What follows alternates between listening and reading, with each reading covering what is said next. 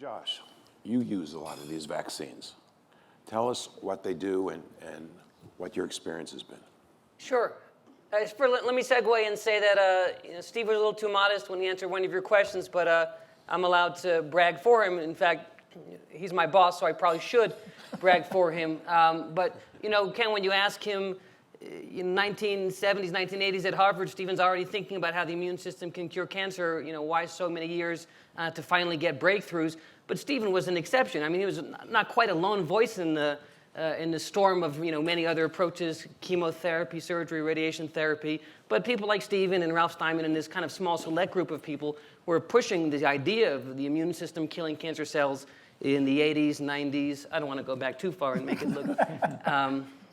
and my job is still a bit tenuous, so I want to only emphasize the good things. But this was a small group of people, and so the research did not move forward as quickly, not nearly as it even is now, because now that we used to have two schools of thoughts. There were people that believed the immune system can kill cancer cells, and we can get patients' immune systems to do that on their own, and then just non-believers. And now there's only one school of thought, that the immune system, it is no longer an opinion, it's a fact, can kill cancer, and now the only question is how to make that better, how to make it work for more patients. We use a lot of these vaccines for our patients, and this is not unique. We have other people around the world. This actually is one of our patients, and I'll tell this patient's story in a second, but just to set the background, we have cancer vaccines as an idea for 40 years, but finally now a few years ago, the first FDA-approved cancer vaccine for prostate cancer, and that was basically taking advantage of this idea of dendritic cells that the video was talking about. Dendritic cells are a sort of a master general of the immune system and tell the other immune cells what to do. And they are a big idea. That's why they won the Nobel Prize in 2011. And this FDA-approved prostate cancer vaccine finally starts to exploit that idea, but that idea had been around the dendritic cell for 20 years. And the one vaccine we have that's FDA approved is looking at 1990s technology. It takes that long to get things from an idea into people and prove that it made patients live longer, which it does. So we've taken a slightly simpler approach, which is that we cheat. We don't take out patients' dendritic cells, make a vaccine in the lab, and then give it back to the person. We're much simpler than that. We actually tried to make the vaccine not in the lab, but we make these vaccines in the person. And when I explained this to our patients, this is one of our patients, and he's a very nice guy, so I told it to him in the most straightforward way. And I'm not sure if this makes sense in Aspen or not, but I said to this patient, his name is JW, that's not his real name, that's his secret name. I said, so when you go to Benihana, they do not bring you out Japanese food, they bring you out ingredients, and then they make it there at the table. We have not brought your vaccine out here today. We're going to make your vaccine right here in your tumor now. It's basically Benihana-style cancer vaccine. I guess they don't have many Benihanas here in Aspen, but you're familiar with the concept at least. We didn't see any on the drive up here yesterday. So the concept here is very simple. So you see this picture of a giant tumor that the patient has in his neck. So this is cutting the patient this way. We don't actually cut the patient's fine. But looking at him transversely, those white bones are his spine.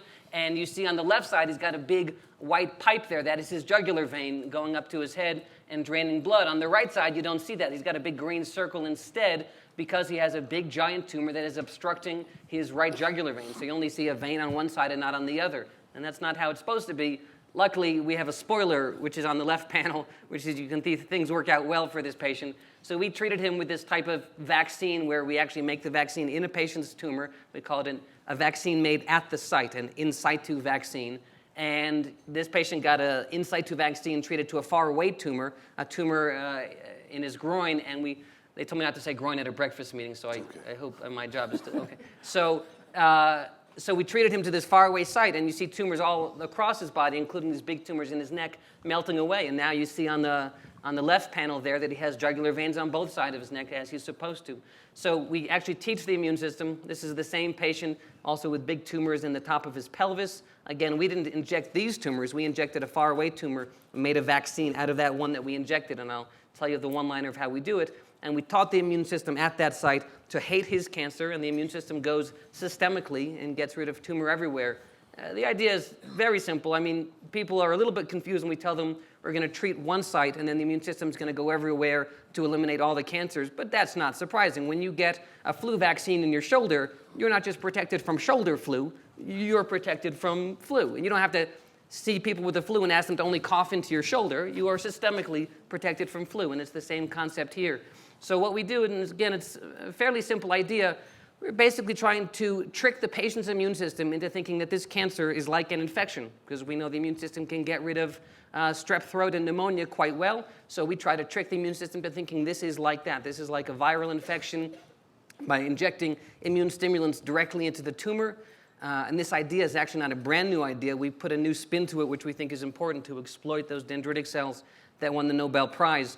So we do two things. We inject one medicine into the tumor, which brings immune cells to the tumor. It actually brings those dendritic cells to the tumor. And then once they're there, then we inject an immune stimulant to activate those immune cells at the tumor. And they teach the rest of the immune system how to find tumor elsewhere. And as you can see, we've had some wonderful results. That patient is a young guy working full time, and he actually had to take a little time off because his lymphoma was growing. He has advanced stage lymphoma, and it was really starting to affect his life. And now he's back to working full time. You see, he got a pretty good remission there after receiving the vaccine. So you've been treating patients with advanced stage lymphoma. So in these trials, we only treat patients with advanced stage lymphoma for which there is no cure. We have some good therapies, but no cure, and therefore we like to develop new therapies, which we hope will add up to a cure in the near term. How many people have you treated this way so far? So we started some of these trials when I used to work at Stanford. Am I allowed to say the name of another That's hospital? okay. So we started this concept at Stanford, but there was sort of a version 1.0 where we just injected the immune stimulant into the tumor, and we had some results with that. Some people getting good remissions, some of those remissions lasting years. And then the version 2.0 that we developed at Mount Sinai, and so far we've only done it at Mount Sinai, but we have actually a good plan now for next year to bring it to 6 other places, where we brought the first ingredient number 1, the medicine to bring the dendritic cells to the tumor. So that started at Mount Sinai. Between all of those trials, we've treated about 75 patients with this in situ vaccine.